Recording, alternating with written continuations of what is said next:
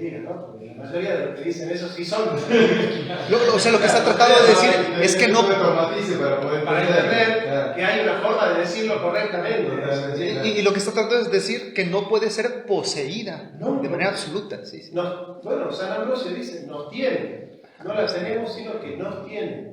Pero nosotros la transitamos a la verdad. La verdad es algo que nosotros tenemos que caminar y que la caminamos no desde la seguridad de saber dónde termina. Es un camino que no sabes cómo va a terminar, ni sabes cuándo va a terminar, ni sabes cómo va a terminar. Y atreverse a caminar, como diciendo, caminante no hay camino, se hace camino al andar. ¿No?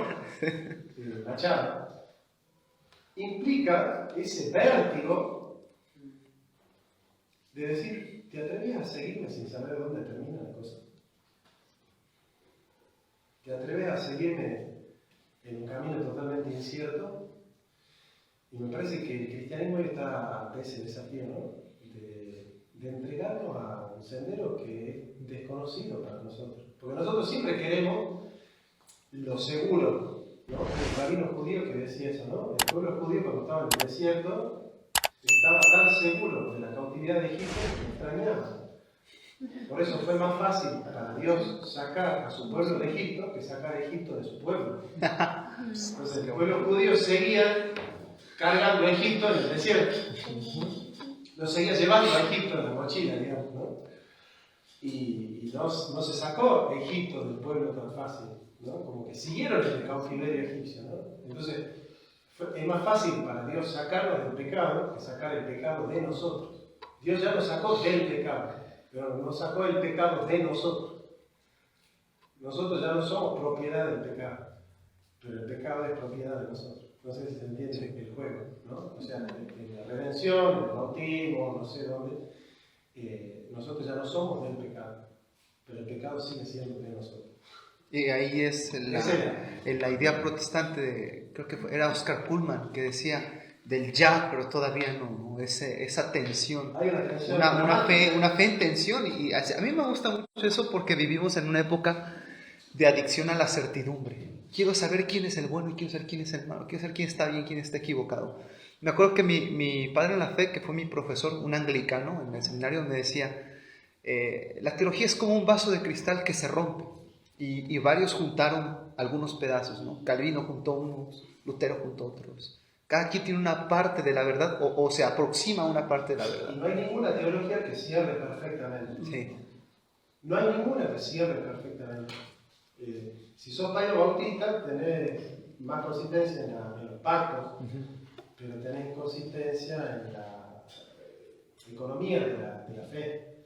Si sos Ana Bautista, tenés consistencia en la redención, en la regeneración, pero inconsistencia en la continuidad del pacto. El Antiguo y el Nuevo Testamento, la continuidad del Antiguo y el Nuevo Testamento. Es decir, el Ana Bautista de alguna manera tiene que ser dispensacionalista. Ajá, sí, tiene que fracturar. Tiene que fracturar el Antiguo y el Nuevo Testamento. Entonces, ¿qué es lo que te quiero decir con esto? Que de alguna u otra manera todas las teologías tienen su fortaleza, porque el problema es que el cristianismo no se hizo para hacer teología. Sí. Es una inconsistencia, no la teología católica, es una inconsistencia la teología. La teología, exacto. Eso bien luterano. Eso bien luterano, en el sentido de que la razón, la teología de razón. No es por eso. No es por eso. Lo que pasa es que en la teología la razón se despliega de una sola manera, que es a través de la lógica del concepto. Pero es que siempre hay misterio, o sea, siempre la teología nunca cierra del todo porque Dios es inconmensurable, digamos, pero claro, no tiene, o sea, si vos pretendes un esquema perfecto que cierre todo, absolutamente todo, pues realmente no hagas nada. Pero se pueden dar explicaciones perfectamente cabales. No, claro, no es que yo le niego a la teología, no es que yo le niego a la teología la capacidad de dar respuestas. Lo que yo digo es, ninguna teología da todas las respuestas consistentemente. Bueno, por eso, porque siempre hay que darle el misterio lo que es el misterio. Sí, tal vez. Igualmente ya lo es cierto. Claro. Yo creo que va por ahí, pero también va por el lado de que la teología es un esquema que no tiene nada que ver con el pueblo hebreo. Sí, eso es bien importante recordarlo, que la mente de... Tan solo, no hay que ir muy atrás, del segundo templo, no se construye bajo la lógica griega que después se construyó la teología, ¿no? El pensamiento lógico consecuencial no pertenece necesariamente a eso. A mí me llama mucho la atención, por ejemplo, cómo la idea judía puede ser desde una perspectiva de contradicción. Se pueden sostener dos verdades contradictorias y los judíos estaban felices de escribir a Dios desde la contradicción y estaban contentísimos.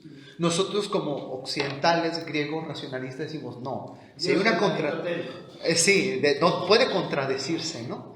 Y ahí, por ejemplo, nosotros que hemos vivido en esa tensión de la predestinación, este tipo de cosas, siempre va a haber esa tensión, ¿no?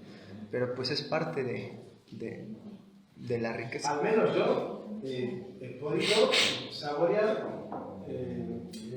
la posibilidad de transitar la verdad, incluso bancándome las contradicciones. Es decir, bancándome la posibilidad de que mañana sea verdadero lo que hoy para mí es falso, y que mañana sea falso lo que para mí es verdadero, sin sentir que mi vida está perdiendo sentido, o que voy a sufrir una neurosis o un brote psicótico, porque el luteranismo es una teología, ¿viste? O porque la Biblia dice otra cosa que Calvino, digamos. Es como que yo noto que esa manera de habitar el discurso dogmática, totalitaria, absolutista, de decir, ojo, el discurso verdadero es de mi iglesia, todos los otros discursos son falsos, entonces la verdad está acá y no allá, y los santos son esto y no aquello. No sé, yo hoy siento que no se puede habitar en ese tipo de... Y se requiere un buen de humildad para vivir en esa transición de que lo que ayer creía a lo mejor ya no está. Me he dado cuenta que cambié. Y eso es lo que a poca gente está dispuesta. Pero vos fíjate, ahí está lo que me dijo Israel hoy, y para mí es el aprendizaje que yo Me tengo que ir, ha sido un gusto. Un gusto, Gina, un gusto. Adiós. Nos vemos. Mucho gusto. Hasta luego, bonita noche. Cuídense, gusto en saludarlos, en conocerlos. Ha sido una charla enriquecedora. ¿Te llevas preguntas? Adiós, Gina, un gusto. Cuídense. Sí, Siga, ese por calor. favor. Para mí lo que aprendí hoy en ese sentido es que fue lo que me sacó un poco de contexto. Es que claro, como la verdad tiene que ser transitada, en realidad aquel dogmático que habita dogmáticamente el discurso, en realidad no piensa, lo que hace es defender sus prejuicios. Ya tener prejuicios es decir, esto es verdad y no puede ser falso y lo tengo que defender, como sea. ¿Me entendés? De hecho, C.S. Lewis No pueden buscar la verdad, no pueden tener actitud filosófica. C.S. Lewis decía algo muy interesante, que el hombre no es racional, sino mayormente preferencial. Es decir, él tiene un presupuesto de preferencia y dice, por ejemplo, allá será que Boca Junior contra ¿quién? Contra River. Y aunque uno sea menos bueno que el otro, no, él va a defender River. ¿Por qué? Porque Boca Junior es enemigo, aunque él sea mejor. Digo, desconozco el fútbol argentino, claro, pero lo defiende por preferencia. No importa el hecho. Sí. Importa, ¿no? Es como, qué sé yo, a ver, me ponían en el lugar de los chicos de decir, si yo fuese católico me hubiese obligado a defender la teología católica, ¿no? De decir, esto es verdad. Che, pero, a ver, la experiencia humana está mostrando que la conciencia tiene una herida y de que no podés ser consciente de todos tus pecados. Pero lo que pasa es que la iglesia, Dios le dio la llave a Pedro. Entonces tiene que ser verdad lo que dice la iglesia católica. Es como que no puede ser verdad este hecho que estoy viendo acá y que lo tengo enfrente. ¿Me entendés? O sea, como decía el gallego, ¿viste? Se cruzó con una cabra que era verde. Entonces dice, tú no puedes existir. Tú no puedes existir. O sea, está ahí. Sí. O sea, está ahí. De última, no sé, cambia tu esquema, pero está ahí. Lo tenés ahí. Entonces, hago una apología del protestantismo en ese sentido, ¿no? Y digo que el protestantismo es muy consonante con un espíritu filosófico. Es decir, con un espíritu que puede transitar la verdad desde la desde la tempestad esa de sabernos atravesados por la contradicción, por la contingencia y por la inconsistencia, y que para nosotros no sea un problema, ¿viste? Nosotros los protestantes no pontificamos nuestra teología protestante. De hecho, una de las clásicas del protestantismo es erosionar su propia teología. Sí. Digamos, no hay nada más protestante que destruir el propio protestantismo, digamos, ¿no? El libre examen. El libre examen, pero también el sapere aude, también el semper reformanda, también todo eso que implica la revisión constante de lo que nosotros fuimos haciendo de nosotros mismos. Es algo que a mí me enamora profundamente. Ese espíritu de decir, voy a desarmar los castillos que yo mismo estoy creando.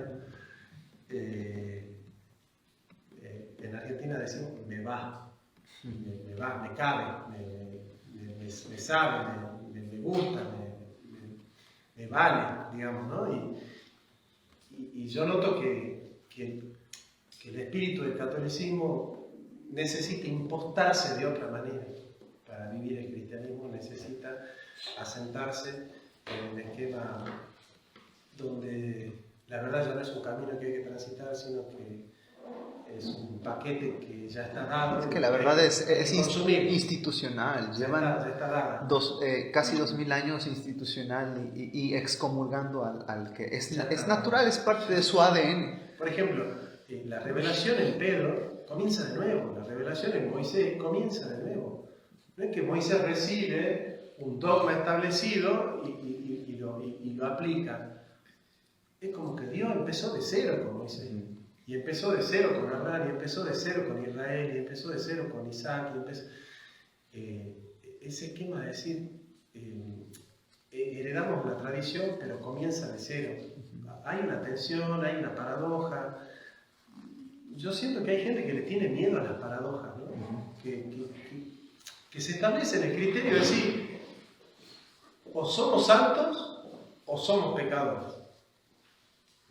O somos buenos, porque fuimos creados a imagen y semejanza de Dios, o somos malos porque nacemos en el pecado.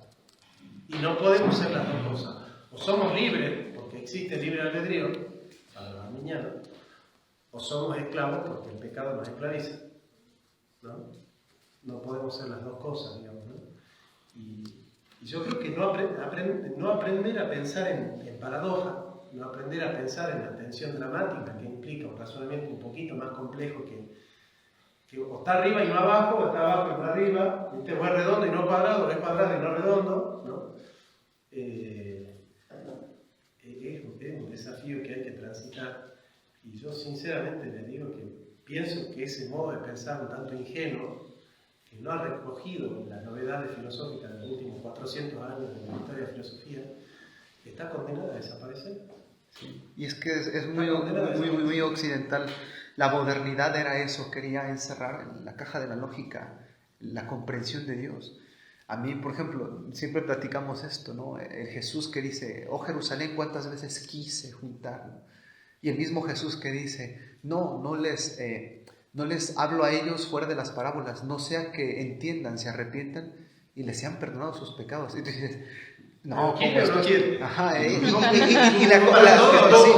la falsa conclusión es, si no lo puedo entender, es falso. Y eso fue lo que hizo la modernidad. Si no lo puedo entender, es falso, por allá. Y ahora la posmodernidad, con la destrucción de los metarrelatos, si no lo puedo entender, entonces es falso, lo saco. Y es que Dios es inconmensurable, ¿no? Ahí como pentecostal creo que la experiencia aún es algo que también no se puede explicar del todo. Y tiene que ser inexplicable. Si es explicable, ya no es. Sí, ya. Es como que vos pudieras decirle a ella perfectamente por qué la amás. No. Es decir, mira, yo te amo, acá tengo la lista de por qué te amo. Entonces vos decís, no, la verdad que ya no tiene, ya perdió, ¿no? Perdió. Sí. No, o sea, tiene que haber algo que sí, no sé, pero sí, ahí está. ¿Se entiende? Es esa para mí, ¿no? La cuestión. Y Nicodemos, un teólogo brasileño que falleció. Sí. ¿Falleció Augusto Nicodemos? Sí, Nicodemos. ¿Cuándo murió? Sí, lo conozco. ¿Cuándo falleció? Creo que fue un paro. Pero él No lo sabía. salvo que yo me equivoque. Viste que siempre hay fake, ¿no? Sí. Pero no, yo sé que sí. ojalá que no, igual. El desarrollo él dice, mira, la responsabilidad humana está ahí escrita en la Biblia. No sé si el libre albedrío como potencia, ¿no? Eso es lo más cuestionable. Porque es cierto que la Biblia dice que debemos elegir, pero nunca dice que podemos elegir. Es cierto, no hay ningún texto que dice que podemos. Es más, cuando habla dice que no podemos. Entonces, en ese sentido, el calvinismo para mí es más bíblico, en ese sentido. Pero está la responsabilidad humana que late ahí una cierta libertad del ser humano. Se la puede suponer, si se quiere, ¿no? Y la predestinación está clarísima. La predestinación es como dice Calvino. No hay chance. ¿Ves que la predestinación es que Dios vio antes de crearte lo que vos ibas a hacer con la fe antes de crearte, digamos? La ciencia media decía Molina. Claro, del molinismo. No, o sea, la predestinación es lo que dice Calvino. Antes de la fundación del mundo, él escogió a uno para una cosa y a otro para otra. Chao, así dice, así es, y ya está. Es así. Vos no podés ir y decir, no, pero Pablo tendría que haber dicho otra cosa. Bueno, sí, capaz que tendría que haber dicho otra cosa, pero ha dicho así. Ya está, partamos de ahí. Ahora, ¿cómo hacemos para conciliar esas dos cosas? Bueno, no sé si lo tenemos que hacer. Yo creo que yo lo resuelvo más como Agustín y digo, cuando miro hacia Dios, soy calvinista. Cuando miro hacia el hombre, soy arminiano. Entonces, si yo lo pienso desde Dios, Dios es soberano y pasa lo que Dios hace y quiere, Él es soberano y hace y deshace como Él quiere. Y es así. Y si yo lo miro a Dios, soy hipercalvinista. Ahora, si yo lo pienso desde el hombre y desde la ética, religiosamente soy calvinista, éticamente soy arminiano. Es decir, San Agustín dice, y esa es la frase que a mí me ayuda a resolver la tensión, San Agustín dice, ora como si todo dependiese de Dios, de calvinista. Pero obra como si todo dependiera de ti, de arminiano. Entonces, en la Biblia aparece muchas veces el hagiógrafo, o viendo las cosas desde Dios, y es San Pablo, casi siempre, que todo lo ve desde Dios, o Santiago, o algunos otros que lo ven desde el hombre. Pero no es que hay un problema ahí. Claro. Cuando dice Santiago, la fe sin obras no te justifica, lo está pensando desde el hombre. Y cuando Pablo dice, la fe sin las obras justifica, lo está pensando desde Dios. Porque Santiago le está predicando a cristianos que tienen cultura, tradición y pensamiento hebreo. Y que hay una tensión con respecto a si hay que tirarle la ley al tacho o no. Digamos, ¿no? En cambio, San Pablo le está predicando a gente que ya no está presa de esa cultura de la ley. Entonces puede entender la gracia sin ese mambo de decir, che, me lo está tirando a Moisés por la basura, ¿no? No tengo ese problema. Es lo que Lutero le llamaba la voluntad expresa de Dios y la voluntad secreta, ¿no? Él decía, la voluntad expresa es lo que está desde la óptica humana, la voluntad secreta es el misterio de cómo lo ve él, ¿no? Por ejemplo, fuera del tiempo determinado por su decreto, mientras que para nosotros es innovador, es nuevo, es espontáneo. Entonces, sí, y qué bonito tener una fe en tensión. Yo es lo que a veces veo que todo el mundo en Facebook, ¿no? En las redes sociales, es de todo, se quiere explicar todo. Realmente es una relación en tensión. Y hasta a veces las crisis de fe son saludables porque ya dejas de buscar respuestas. Digo, estoy en tensión. Qué bonito es caminar en la cuerda floja sabiendo que la mano de Dios está abajo, pero es cuerda floja, no sé, no entiendo todas las cosas. La única certeza es que Él es el destino, Él es el centro. Y ya, porque no es un desafío tremendo, ¿no? Es complicado y genera divisiones. Nos hace más humanos. Y nos hace humildes. Nos hace humildes porque yo veo mucho en todos los aspectos, desde lo político, lo ideológico, lo teológico, la discusión que hay, y hay una discusión sana que yo creo que se debe de procurar, debatir, aclarar la cosa. Pero hay el momento en que digo, por ejemplo, esto que se ha venido, ¿no? A veces entre calvinistas y arminianos, el molinismo y las cosas raras que están en medio, ya llega el punto en que es difícil llegar a conciliar, es bien difícil. Y como pastor me doy cuenta que en muchos casos se dividen los hermanos, se dividen. Yo creo que no, porque vuelvo, ¿no? Mi filosofía es mucho así. En la filosofía no es que hay un filósofo que dice la verdad y el otro que se equivoca. Vos tenés que entender desde qué ángulo cabe hablar como marxista. Hay un ángulo en el cual hablar como marxista tiene sentido. Sí, claro. Tiene sentido. Por ejemplo, Ellos me vieran ahí. yo te voy a explicar el mismo hecho histórico desde dos perspectivas totalmente diferentes y son válidas las dos. Y vos decime si no quieres. Yo te voy a explicar como conservador clásico tomista el origen de los sofistas. Los sofistas ultrajaban el valor de la verdad porque enseñaban a argumentar tanto a favor como en contra de cualquier postura. Y cobraban por eso. El hecho de enseñar a una persona a argumentar tanto a favor o en contra de cualquier postura es ponerle precio a la verdad, cosificarla a la verdad y por otro lado perder la dignidad de la enseñanza como algo sagrado. En ese sentido, el sofista es alguien que ultraja la verdad y que por lo tanto está perdido en esa mecánica, ¿no? de la cosificación y del relativismo. Cabe la crítica, es valiosa y es válida y tiene sentido y es coherente. Pero yo me puedo poner marxista y decir, lo que pasa es que los filósofos, como Platón, tenían esclavos, entonces no tenían que trabajar. Entonces Platón se podía dar el lujo de decir, yo a la filosofía no la cobro, claro, no la cobras porque vos tenés esclavos que están trabajando por vos. Entonces es fácil no cobrar así. En cambio el sofista tenía que vivir de su laburo y si enseñaba y no cobraba, no comía. Sí. Entonces está fácil criticarlo a los sofistas porque vendían el conocimiento si vos tenés esclavos que trabajan por vos y que lo estás explotando. ¿Entendés o no? Sí, sí, sí. ¿Vale o no vale? Sí. También vale. O sea, yo puedo enseñar el mismo hecho entendiendo desde qué ángulo yo estoy enseñando una cosa y enseñando otra. Lo que pasa es que nosotros somos tan estrechitos que o soy clásico y antimarxista o soy marxista anticlásico. Ese es el punto. Entonces como que o es verdad el realismo y está equivocada la hermenéutica o es cierta la hermenéutica y está equivocado el realismo. Che, ¿y no hay una posibilidad de acomodar el realismo para interpretar de una manera la realidad y la hermenéutica acomodarla de otra manera para que me devele otra trama de la misma realidad? ¿Por qué se tienen que negar las filosofías unas a otras? No existe la posibilidad de que todos los filósofos nos aporten algo significativo de la verdad. Entonces, mi próximo sistema tiene que ver con eso, digamos, les cuento, ¿no? Porque es como un trabajo enorme. Yo estoy escribiendo mi último libro, que es el desarrollo del último sistema de Occidente, que tiene que ver justamente con eso, con recoger 300 filósofos de la historia de la filosofía y ponerlo a cada uno en su lugar, diciendo, a mí lo que me despertó fue una frase de Leibniz que dice, todos los filósofos dicen la verdad.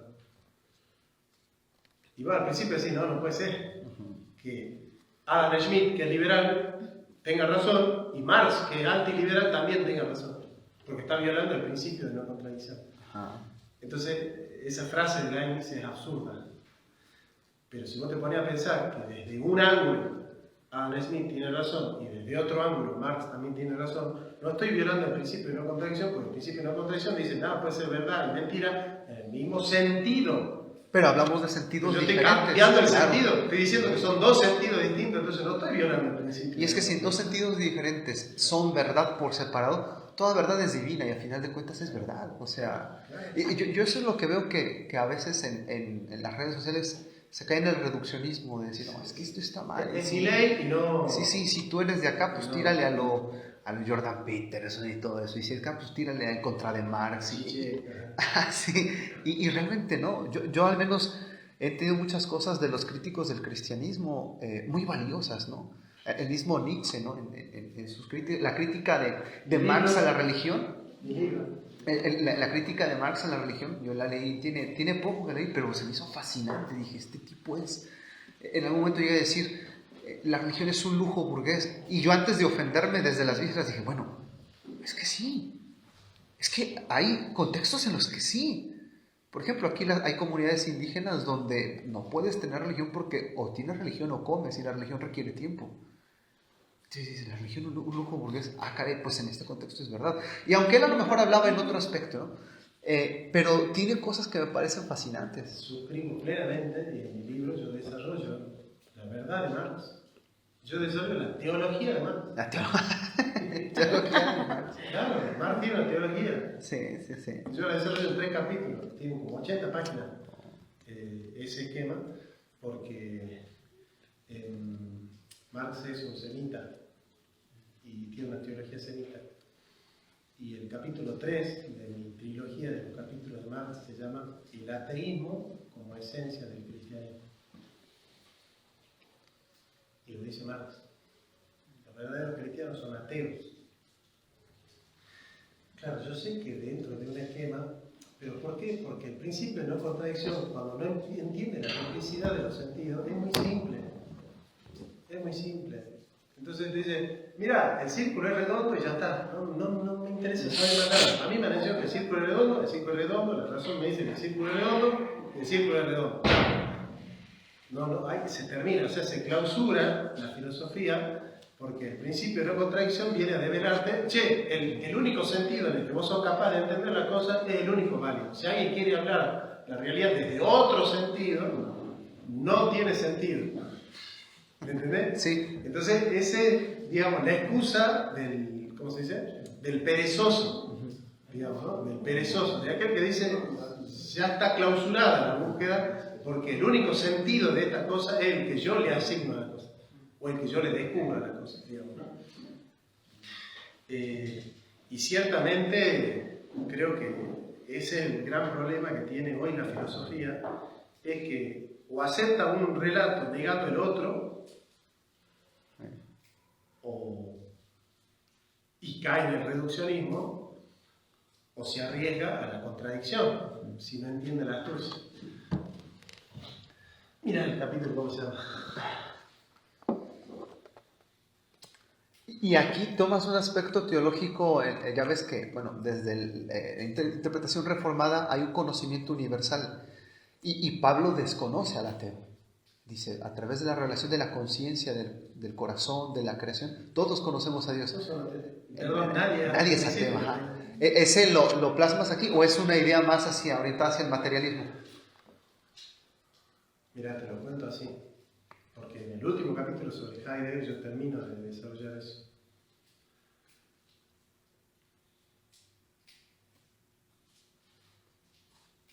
Es como que hay una fenomenología de la religión donde se entiende que el trasfondo espiritual de la existencia es que hay un Dios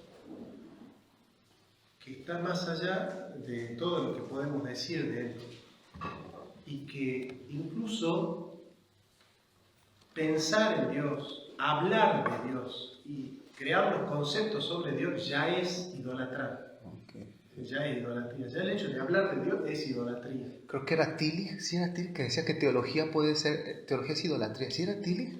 No recuerdo. Sí.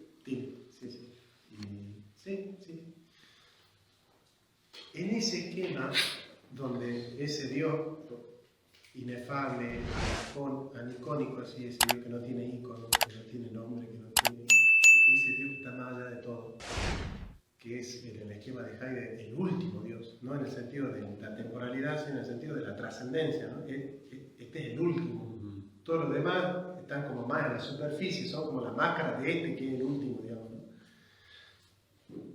Ese Dios que es el último Dios, es el que está detrás de todos los demás, es el que debe ser develado, digamos. Y todos los que adoran a Dios en la modalidad de una máscara de Dios, que son las religiones que nosotros conocemos, ¿no? El Islam, el cristianismo, el judaísmo, ¿no? Entonces te dicen, no, mira, esta es la máscara verdadera. El no conocido. Esta es la máscara verdadera, la tuya no, la tuya es falsa, ¿no? Y es como que en ese esquema metafísico de la religión, como nos pasa a nosotros los hombres, vos crees que, o sea, nuestra personalidad es una máscara que nosotros construimos para relacionarnos con los demás. Es el yo social que construimos nosotros para vincularnos con los demás. Y nosotros creemos que detrás de esa máscara hay una persona, hay algo, una sustancia que está detrás de esa máscara, ¿no? Y cuando vos develás esa máscara, y ve bien esa máscara, encontrás que detrás de esa máscara hay otra máscara, que también fue una construcción discursiva, ficcional, de las tramas que nosotros fuimos construyendo a través del lenguaje para autojustificarnos en la existencia. Lo vimos en la película, ¿no? Cuando él se casa y después dice, es que no por mi libertad. No elegiste libertad. Se ha generado una trama discursiva de que él se casó por obligación. Así es, ¿viste? pero en ese entonces para él eso era libertad. Porque tomó una decisión. Así es. Entonces, fíjate que detrás de esa máscara hay otra máscara. Detrás de esa máscara hay otra máscara. Y detrás de esa otra máscara hay otra máscara. Entonces, como que voy a decir, sí, pero ¿cuándo voy a terminar de develarme? ¿De dónde está la trama verdadera de mi discurso? ¿Dónde está la trama verdadera de mi yo real? ¿No? Llegando tal vez a tu porque tu origen lo desconoces. Pero porque nuestra vida es aquello que pasa mientras nosotros creamos relatos para justificar lo que nos pasa, para hacerlo tolerable a lo que nos pasa, ¿no? Para darle un sentido. Para darle un sentido, ¿viste? Para darle un sentido, porque a nosotros nos angustia transitar en la incertidumbre. Entonces, no. La verdad es esta, acá tiene que estar. Y cállense todos ustedes porque me van a angustiar mucho, ¿viste? Y ese esquema así pueril, de ese modo de habitar la verdad, un tanto, yo le digo, bueno, perezoso, pero también un tanto miedoso, en el sentido de que hay miedo a la verdad, ¿no? Porque se instalan en el prejuicio y no quieren transitarla, la verdad. Porque la verdad sobrepasa mis límites. Claro. Mi entendimiento finito, mi conciencia finita. Y el miedo es un miedo a llegar a vulnerarse a tal grado que puede estar equivocado. No, claro. Nadie quiere asumir ese riesgo. Es clausurar la posibilidad de que estés equivocado. Sí. Vos necesitas clausurar a esa mujer. Entonces, en Dios pasa que detrás de ese Dios de la religión, vos lo develás si hay otro Dios de otra religión, ¿no? Vos develás el Dios cristiano y aparece el Dios judío. Develás el Dios judío y aparece el Dios semita. Develás el Dios semita y aparece el Dios cananeo. Develás el Dios cananeo y aparece el Dios sumerio. Develás el Dios sumerio y aparece el Dios prehistórico. Es decir, van apareciendo distintas manifestaciones epifenoménicas de un Dios que en definitiva hay un Dios que está detrás de todos ellos, que es como que hay un Dios que es la cosa en sí y hay manifestaciones de la cosa en sí, ¿no? Que son fenómenos de esa divinidad que las trasciende. Yo estoy más cerca de eso hoy que de creer que hay una religión que es patrimonio de la espiritualidad y que si vos no perteneces a esa religión no sos espiritual. Qué bueno está eso. ¿Viste? Para mí hoy ya es peligroso. Qué bueno está eso, y bien dices qué peligroso es. Yo te la capté. Porque en algún momento lo hemos hablado, yo me acerco a algo similar. Cuando Pablo se acerca a los atenienses, no los trata como ignorantes. No los trata como ignorantes. Les dice,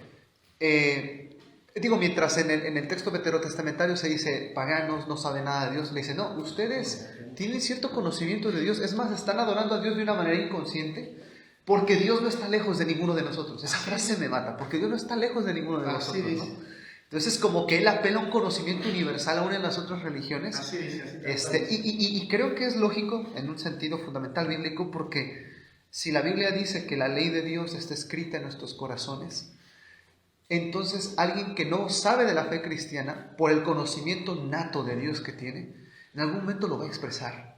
Y por eso, en el caso mío de lo que me especializo, que es el derecho va a tener cierta relación con la justicia expresada bíblicamente. ¿Por qué va a tener una relación? Pues simple y sencillamente porque hay una ley en el corazón de la persona, ¿sí? Aunque viva en el Amazonas, pero hay una revelación intrínseca en el ser humano de quién es Dios, ¿no? Y eso le hace desconocer al ateísmo y al mismo tiempo hace que, en esto de tu cultura, que yo llamo pagana, hay también una revelación que es verdad. A mí me llama mucho la atención una novela basada en documentos históricos prehispánica de la cultura azteca en México, se llama Tlacaelel. Y en esa novela se habla mucho acerca de cómo había un grupo del sacerdocio azteca que estaba pugnando para que se eliminaran los sacrificios humanos. Decía, es que Dios no puede requerir de un sacrificio nuestro. ¿Qué es un sacrificio? ¿Qué es la vida humana para complacer a Dios? ¿Por qué privar la vida humana? El dador de vida no puede exigir la vida en sufrimiento. ¿Qué es la vida humana? Y uno dice, pues eso está en sintonía con un fundamento cristiano, el valor de la vida, ¿no? Mira, yo no sé hasta qué punto decir todo esto, porque es como que hay que estar con mucha madurez conceptual, Sí. para entender por eso, sin horrorizarse, ¿viste? Sin rasgarse la vestidura, decir, ay, qué horror. Hay gente que está, vos no podés decir cosas así, ¿no? De cualquier lado, ¿no? Pero yo estudié mucho teología judía del siglo XX, o sea, los filósofos judíos que pensaron filosóficamente a Dios, pero que en el fondo estaban haciendo un poco de teología, ¿no? Y estudio mucho el pensamiento hebreo y realmente a mí me ha apasionado mucho el pensamiento hebreo, siempre me ha apasionado mucho, ¿no? Y te voy a decir la frase y vamos a transitar esta verdad como totalmente, ¿no? Un discurso que debe ser transitado, ¿no? Y transitado sin miedo, a los discursos hay que transitarlos sin miedo. Dios no es, Dios se da. Eso es la teología hebrea.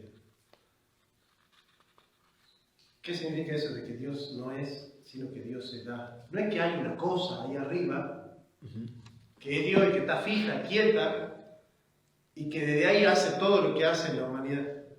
Ese no es el pensamiento hebreo.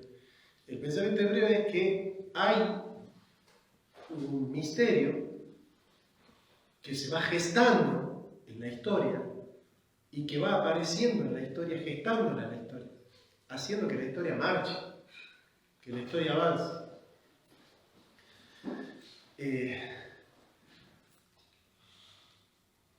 No es existente en el sentido así de que hay algo que está ahí, que puede ser encontrado en algún lugar del universo metafísico, sino que es una realidad que se va encarnando en la historia, que es un Dios de la historia y por la historia.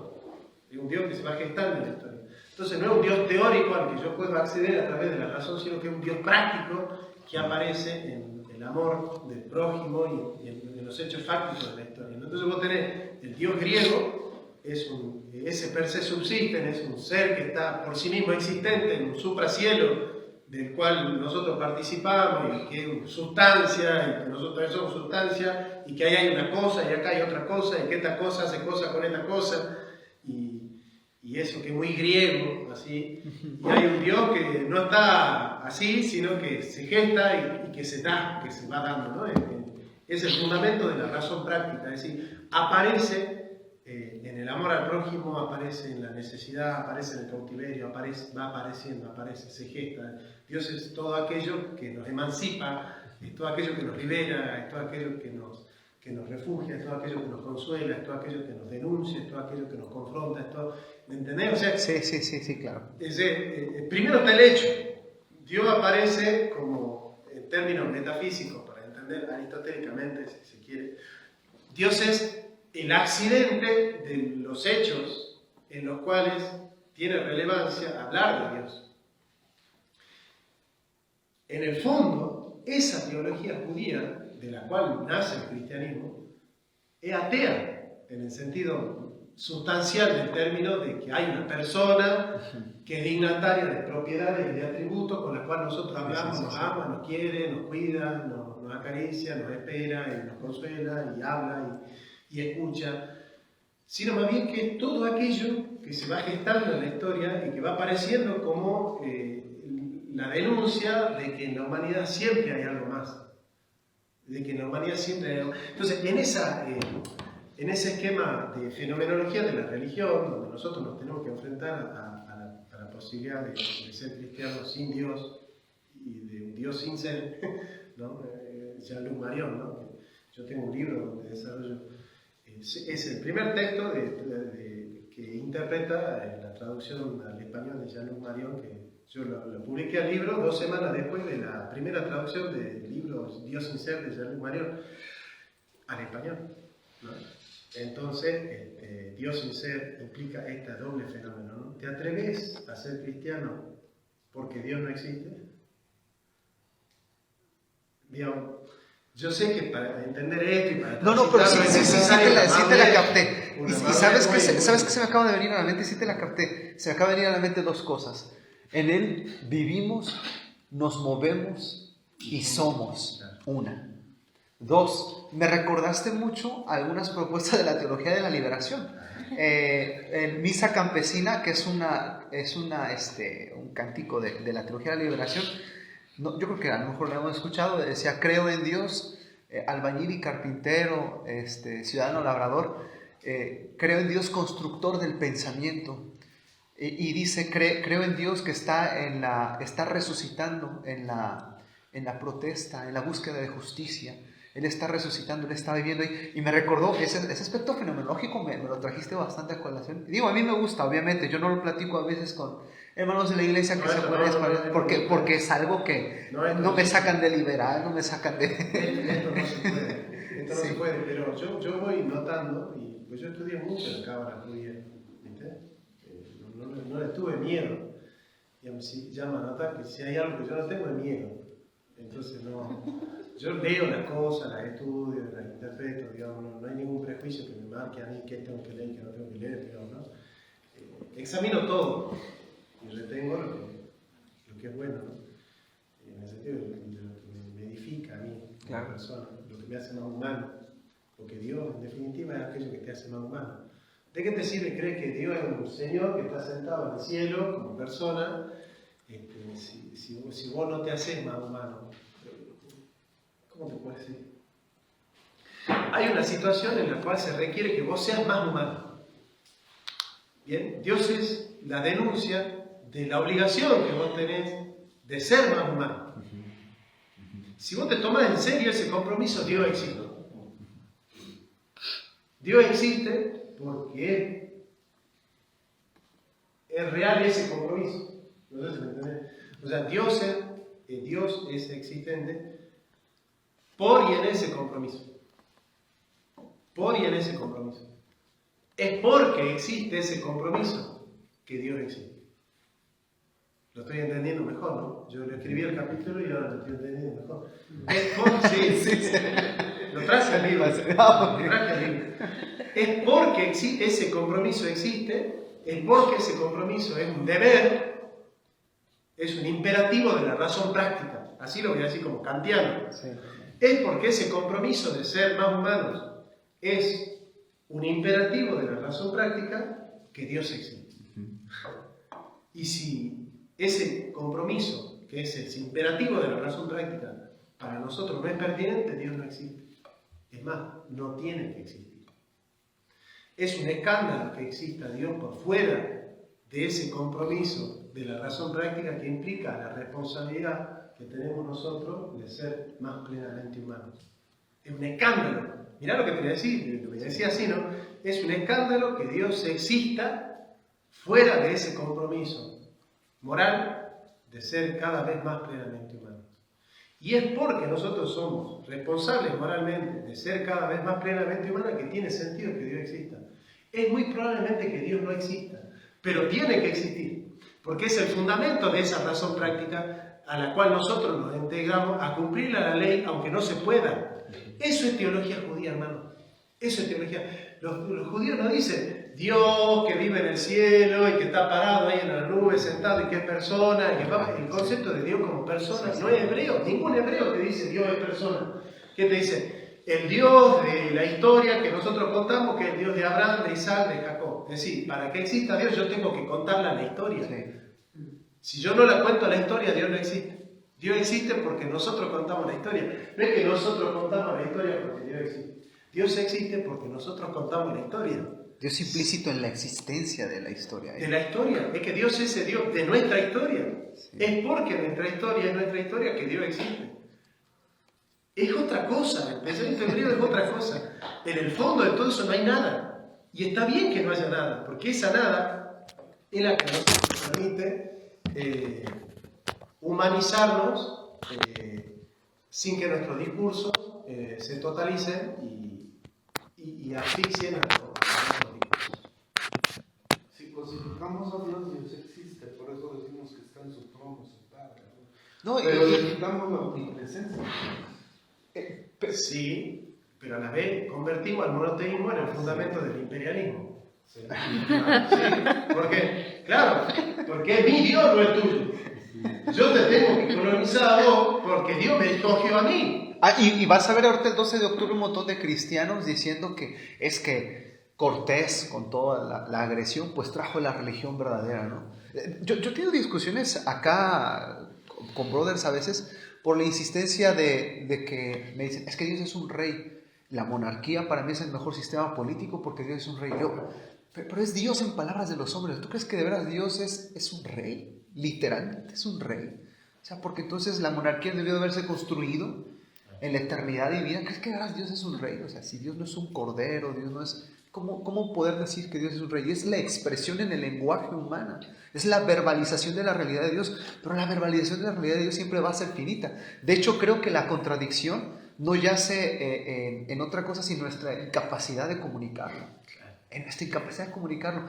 Pero sí veo que yo digo eso, por ejemplo, luego en redes sociales, relativista, y luego ni saben qué es la cosa, me empiezan a tirar, o me bloquean, di si eres liberal de una vez, ¿para dónde vas?